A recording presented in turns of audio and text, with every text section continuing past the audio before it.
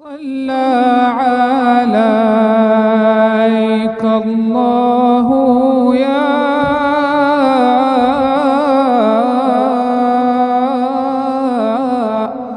علم الهدى ما حنى مشتاق إلى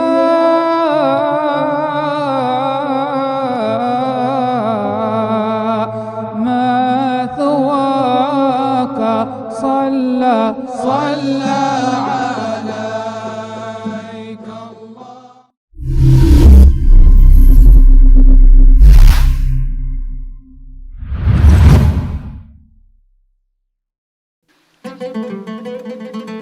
Bismillahirrahmanirrahim. Alhamdulillahil wahidil ahad, al-fardis samad, alladzi lam yalid wa lam yulad wa lam yakul lahu kufuwan ahad. Allahumma shalli wa sallim wa barik wa karim ala abdika wa rasulika sayyidina Muhammad sayyidil kaunain sayyidina Muhammadin nuril ain wa ala alihi wa sahbihi ilal abad. Amma ba'd. Saudaraku yang dirahmati Allah Subhanahu wa taala, di dalam banyak kitab Raqaiq wal Adab wal Mawa'id dan juga diriwayatkan dalam banyak kitab siyar bahwa pernah suatu saat Al-Imam Az-Zahid Al-Alim Al-Abid Abi Ali Syaqiq bin Ibrahim Al-Azdi Al-Balkhi, atau yang lebih kita kenal dengan sebutan Syaqiq Al-Balkhi, suatu saat beliau menghadap kepada gurunya Al-Imam Ibrahim bin Adham.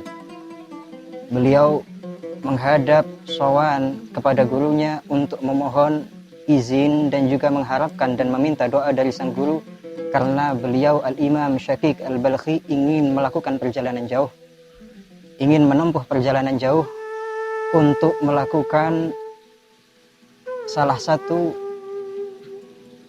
usaha kasab yang dituntut oleh Allah Subhanahu wa taala. Beliau ingin melakukan perjalanan dagang untuk berikhtiar mencari rezeki yang halal dari Allah Subhanahu wa taala. Beliau meminta izin, restu sekaligus doa dari sang guru. Akhirnya setelah diberi izin oleh gurunya Al-Imam Ibrahim bin Adham, Syaqiq Al-Balkhi memulai perjalanannya untuk melakukan salah satu bentuk ikhtiarnya menjemput rezeki Allah, untuk melakukan perjalanan dagang, ekspedisi dagang.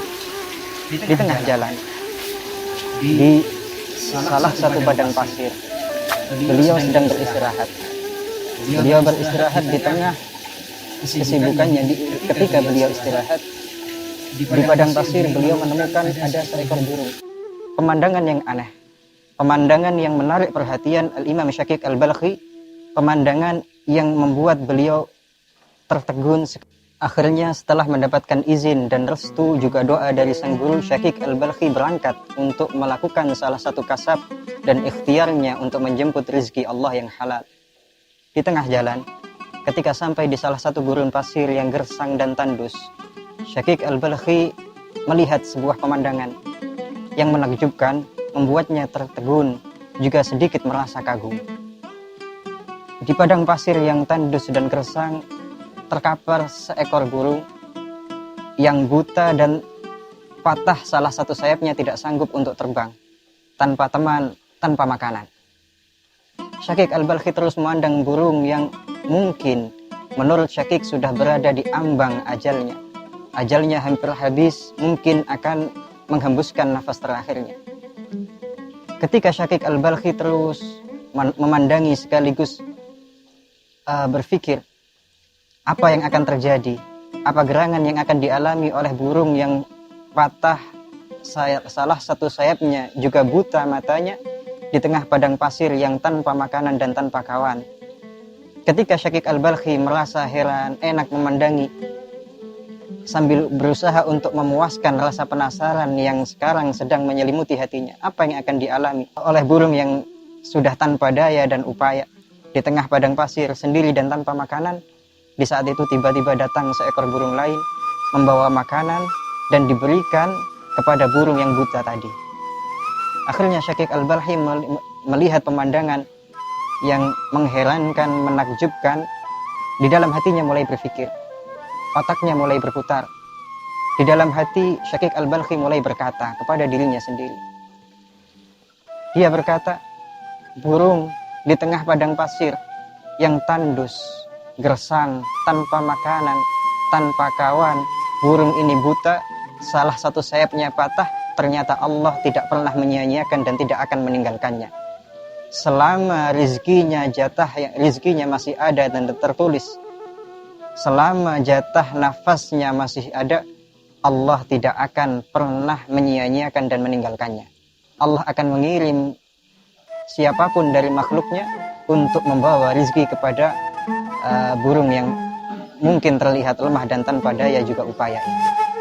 Mulai berpikir Syakik Al-Balkhi, jika burung yang seperti ini keadaannya tidak pernah ditinggalkan oleh Allah, Maha Pemberi rizki, Allah yang Maha Pengasih, Maha Penyayang, aku Syakik Al-Balkhi, umat baginda Nabi Muhammad, mana mungkin akan ditinggalkan oleh Allah Subhanahu wa Ta'ala. Akhirnya Syakik bilang kepada dirinya sendiri, berkata kepada dirinya sendiri, kalau burung mendapat rizki dari Allah sedangkan keadaannya seperti ini, aku yang masih sehat, segar bugar, umat baginda Nabi Muhammad sallallahu alaihi wasallam tidak akan ditinggalkan oleh Allah Subhanahu wa Ta'ala, Maha Pemberi rizki. Aku akan pulang, duduk di rumah, beribadah kepada Allah, setiap hari berzikir, berdoa dan tadarruk terhadap Allah, maka pasti Allah akan mengirimkan rizkinya kepadaku. Buat apa aku meninggalkan rumah, meninggalkan kampung halaman jauh-jauh, capek untuk menjemput rizki kalau rizki akan datang kepada diriku sendiri. Akhirnya pulanglah Syakik ke kampung halamannya.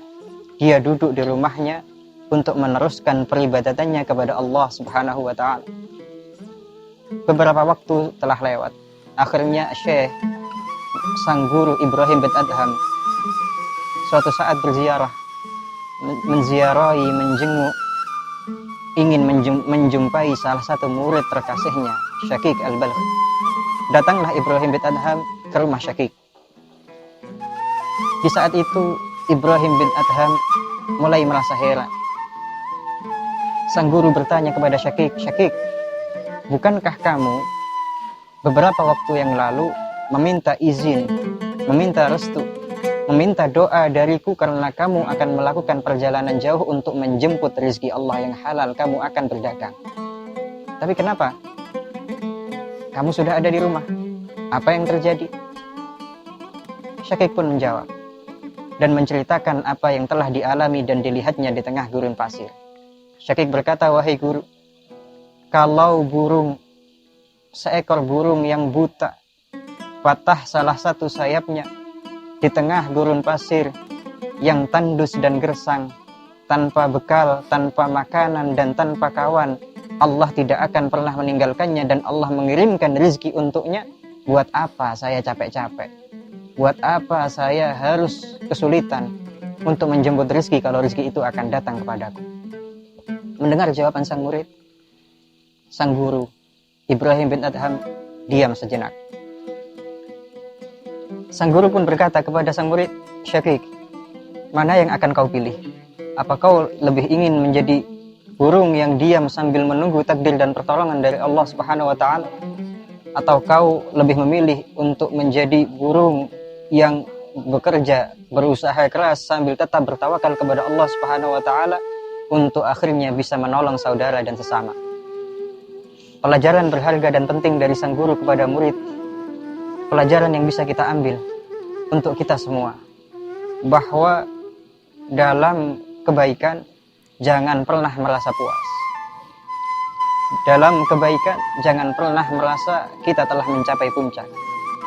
Bahwa ketika kita menjalankan tugas sebagai seorang hamba, kita harus selalu berusaha untuk menjadi yang terbaik, untuk menjadi yang terhebat, untuk menjadi hamba yang dicintai oleh Allah Subhanahu wa Ta'ala secinta-cintanya, untuk berusaha terus mendekat kepada Allah Subhanahu wa Ta'ala sedekat-dekatnya, untuk mencapai derajat di sisi Allah setinggi-tingginya. Baginda Rasulullah sallallahu alaihi wasallam dalam sebuah hadis yang diriwayatkan oleh Al-Imam At-Tirmidzi dalam Sunan, juga diriwayatkan oleh Al-Imam Al-Hakim An-Naisaburi dalam Al-Mustadrak ala Sahihain, Dari Abi Sa'id Al-Khudri radhiyallahu ta'ala anhu, baginda Rasulullah sallallahu alaihi wasallam bersabda, "La yashba'al mu'min minal khair hatta yakuna muntahahu al-jannah." Bahwa mukmin sejati, mukmin yang hebat, mukmin yang sesungguhnya tidak akan pernah merasa puas dari kebaikan sampai berakhir di surganya Allah Subhanahu wa taala. Wa anna ila rabbikal muntaha. Bahwa kita semua sebagai hamba dari Allah Subhanahu wa taala harus selalu berusaha untuk menjadi yang terbaik, yang terhebat. Menjadi hamba yang terdekat, jangan pernah merasa puas.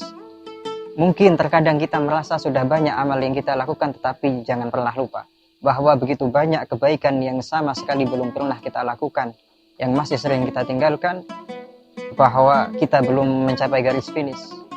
Maka di bulan Ramadan ini, di bulan yang suci ini, di bulan yang penuh dengan rahmat dan anugerah dari Allah Subhanahu wa taala, mari kita gunakan waktu ini sebaik-baiknya. Kita gunakan waktu ini semaksimal mungkin. Kita pergunakan kesempatan yang diberikan oleh Allah Subhanahu wa taala dengan penuh cermat, efisien, agar kita bisa meraih kebaikan sebanyak-banyaknya, agar kita bisa meraih derajat di sisi Allah setinggi-tingginya. Saudaraku, mari kita bersama-sama berusaha, terus berusaha untuk mendekat terhadap Allah Subhanahu wa taala. Semoga kita semua bisa meraih anugerah terbesar dari Allah Subhanahu wa taala yang bisa kita jadikan bekal ketika kita nanti menghadap Allah Subhanahu wa taala.